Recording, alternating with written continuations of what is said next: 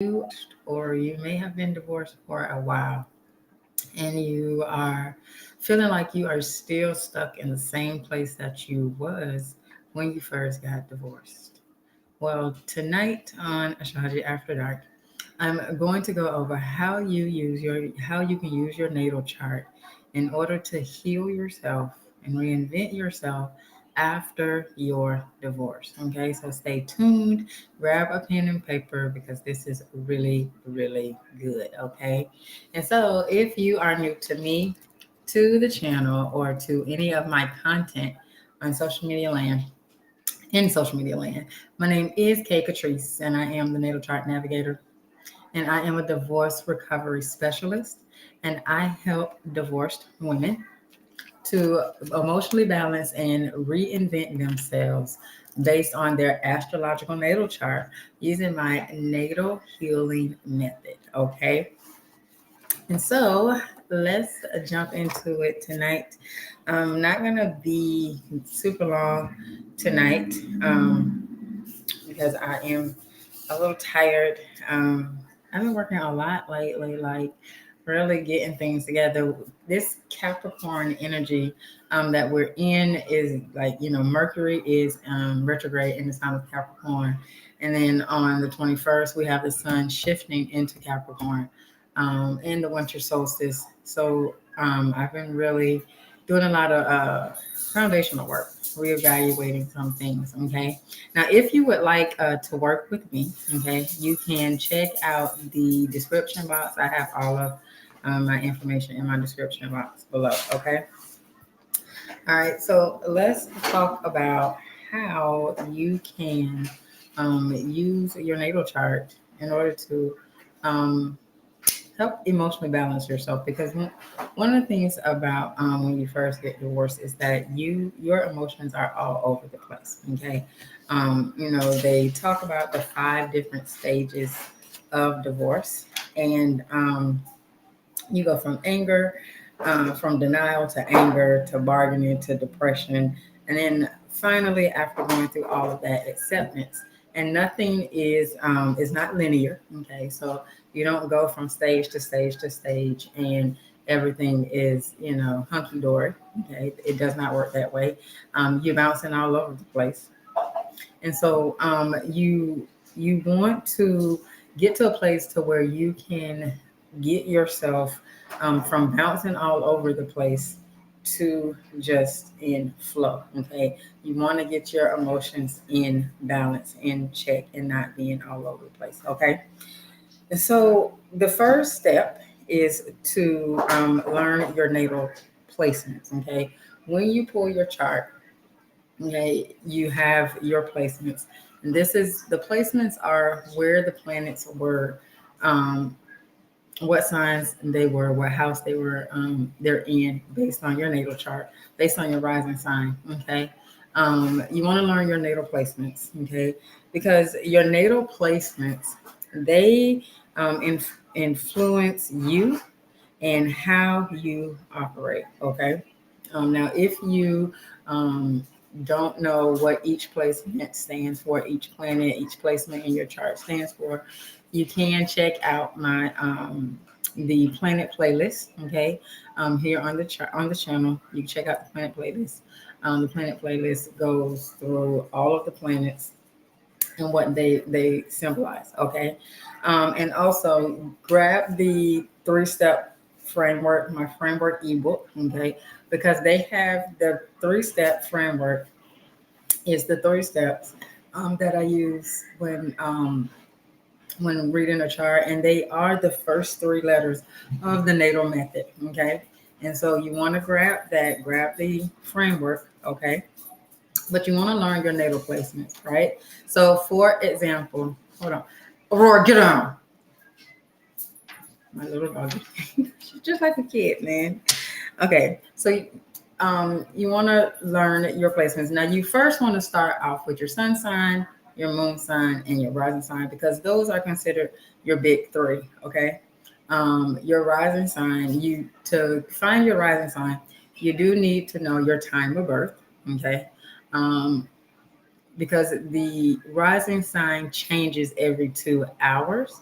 And so that's why you have to know your time of birth, so that it can be accurate. Now, if you are born, if say you were like, my mom said I was born at around 7 o'clock a.m., you can put that in. You can see, you know, if that is your rising sign. When you put it in, you'll see it'll give you a rising sign, and you can see if that, play, feels like, you or whatever, because you'll know.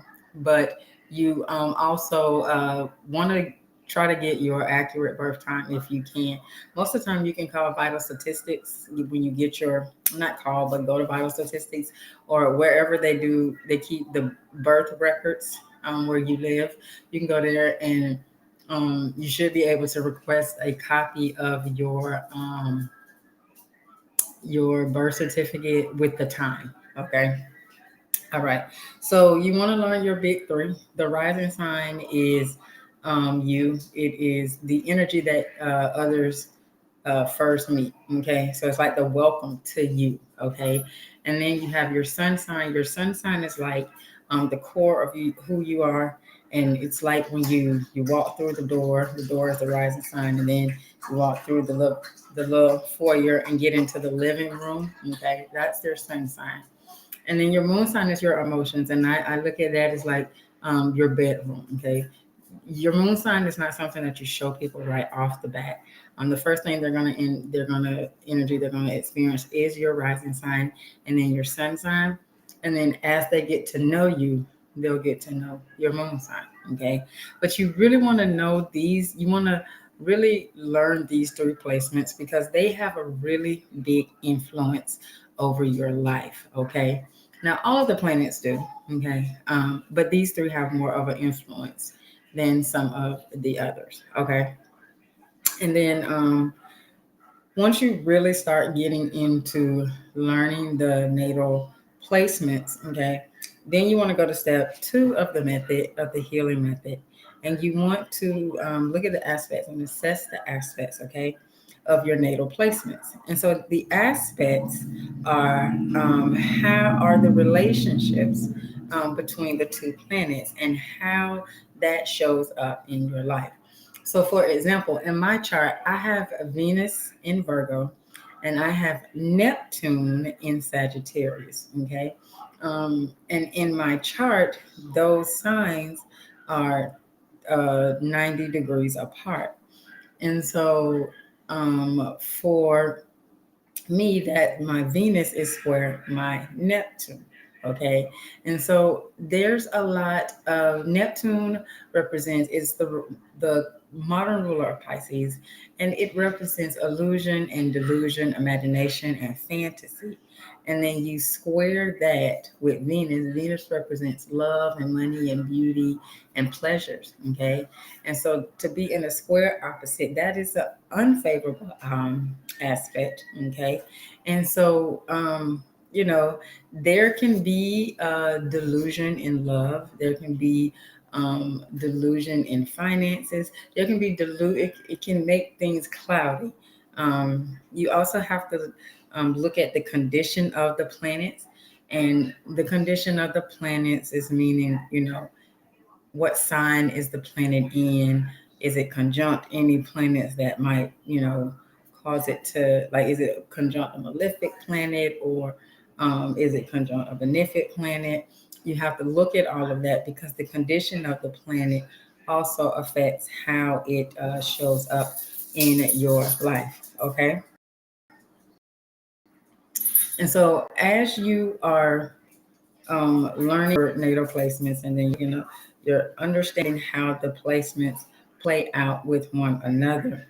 Then you also look into step three of the method is understanding the impact of the planetary transits on your natal placements. Okay, and how to use the transits in order to make decisions and or take action. Okay. So like right now, Mercury is in retrograde. Okay. So this transit is going to, how is it going to affect you? Mercury is currently retrograding in the sign of Capricorn, and it's going to be moving all the way back into the sign of Sagittarius. Okay. Um, and so you're going to want to look and see how is this going to be affecting you. Now, Mercury is the planet of communication. Okay. And so how is this be affecting your communication? It's also the planet, your thoughts. Okay. Your thought process. Okay. And so how is this going to be affecting your thought process? How is it going to be affecting your communication? And so you want to look at these things because this is going to help you when it comes to taking action. Okay. You also want to look at, uh, and this is going back up to step one, when you're looking at your natal placements, do you have any placements that are retrograde? Okay, natally. So, like for example, in my natal chart, I have my Mercury is retrograde. Okay, when I was born. So, whenever Mercury is in retrograde, things just become so clear to me because that is how my Mercury operates, right? And so for me, I actually look forward to Mercury retrograde when most of the world is freaking out, panicking because Mercury is in retrograde, right? And so it makes things like kind of wonky for most people, where for me it gives me a lot of clarity. Okay, I get extremely clear, and my like it's just like things just come to me like ease and flow whenever Mercury is in retrograde. Okay, and so you want to take that, see, and so that there is an example of how the transits affect my natal chart, right? That's how the transits affect the chart. That's an example of that. Okay. And so then the fourth step in the healing process is that you want to apply steps 1 through 3 to get in tune with your emotions, and to help you to start stepping into your new identity. Okay. Once you start learning about the different placements and the aspects and how the transits affect you will then start becoming more aware of how it is that you operate. Okay. And before I continue, I'm going to put the link to my link tree. Okay. Let's see that. Okay, sure. Yeah. There is a link to my link tree. Okay, so you can go there. You can get your free copy of the framework, which is the first 3 steps of the natal method. You can get the framework there, absolutely free. Okay, and then you can also refer back to this live for steps 4 and 5. Okay, and it'll be up on the channel. Okay, and so you really want to once you start learning the different placements and the aspects and understanding how it all works together. The apply the knowledge just kind of comes naturally because you really start tapping into the placements, and then you start looking at the houses, and you understand the houses. Okay. Learning your natal placements, you also want to learn the houses. Okay. um, because the houses are the different areas of life. um, the houses are the different areas of life. Okay. um, and then the fifth step in the healing method is that you will liberate yourself from your old broken identity and emerge aligned to your true self. Okay. Once you really start to understand the energies in your chart, okay, is when you really start to understand who you are as a person and why you operate the way you do. It also helps you when it comes to, if you're wanting to start that dating, because, then you understand why do you do some of the things that you do. Like for me, When I found out that my Venus was square my Neptune, it made a whole lot of sense. And why I glossed over certain things because I was just so in love, and so it makes things cloudy. And then when the fog lifts, you start seeing like, oh wait, no, this isn't right, right? And so for that particular aspect, whenever Neptune goes retrograde every year. Whenever Neptune goes retrograde, the rose-colored glasses comes off, and I start seeing things differently when it comes to the matters of love, right? I start seeing things different, and not just love, but all of the things that Venus represents. Okay, um, but yeah, you liberate yourself from the old, and you start stepping into your new aligned true self. Okay, everybody has the same 12 energies in them. Okay, um, there's 12 energies in the zodiac, and everybody has the same 12 energies. But what makes this healing method so unique is because it's personalized to you. Because even though we all have the same 12 energies, they are not all configured the same way. Everybody's configuration is different, and I don't care if you are twins. There's going to be something about your chart and your twins chart that is different and that makes you unique. Okay, you may have the sun at 12 degrees Pisces, and your twin may have it at 13 degrees Pisces, and it may be a little bit more conjunct to Mercury than your twins. It could be something as small as that, or it could be, say you were born when the rising sign was just getting ready to change.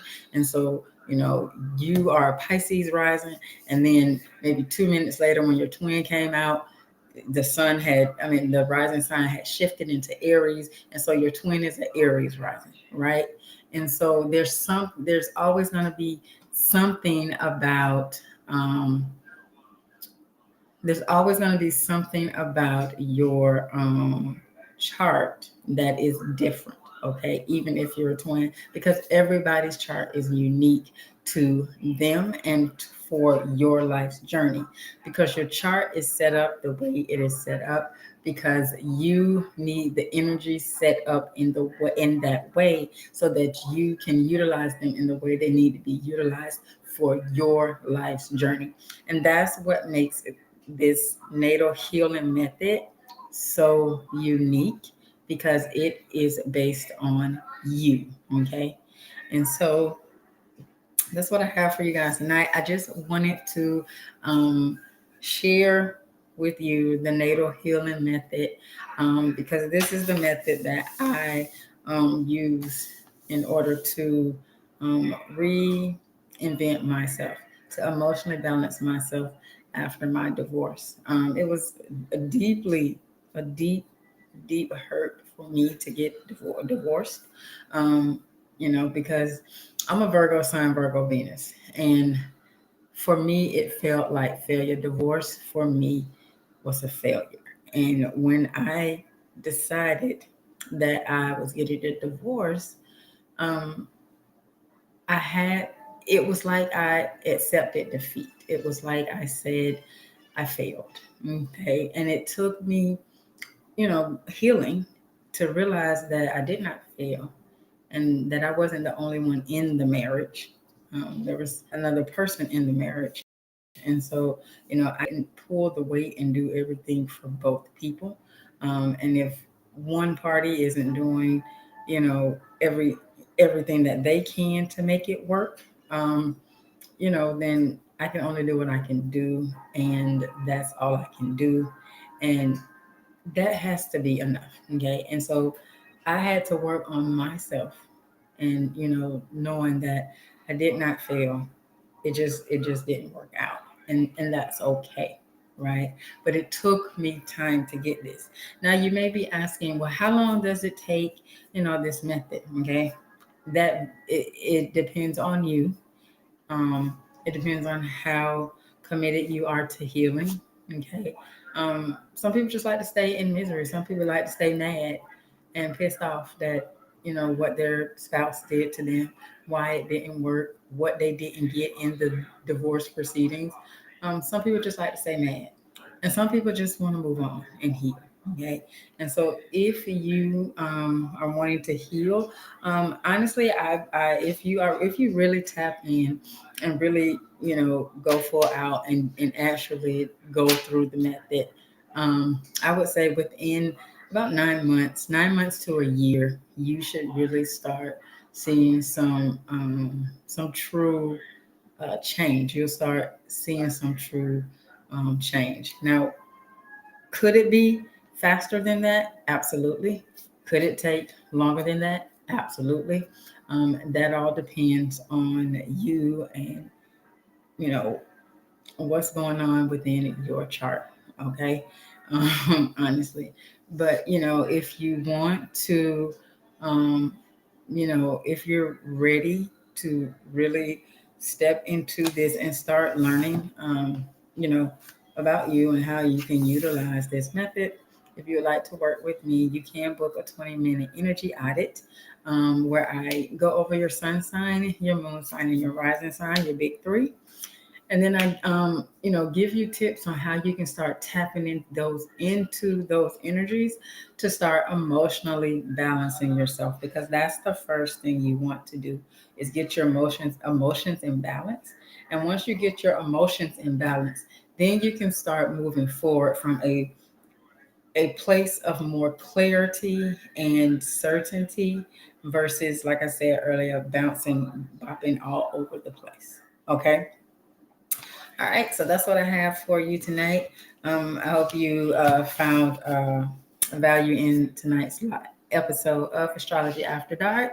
If you did, please do give it a thumbs up so that others can find value as well. And also share it out if you know a woman who is divorced and needing some help, needing some guidance on how to, heal and move on, move forward in their life. Please do share it out with them so that they can, find value as well. Okay. And so remember, possibilities are endless. If you can see it in your mind, then you can definitely hold it in your hand. And that should make you smile because you really do create your own reality. Have a good one.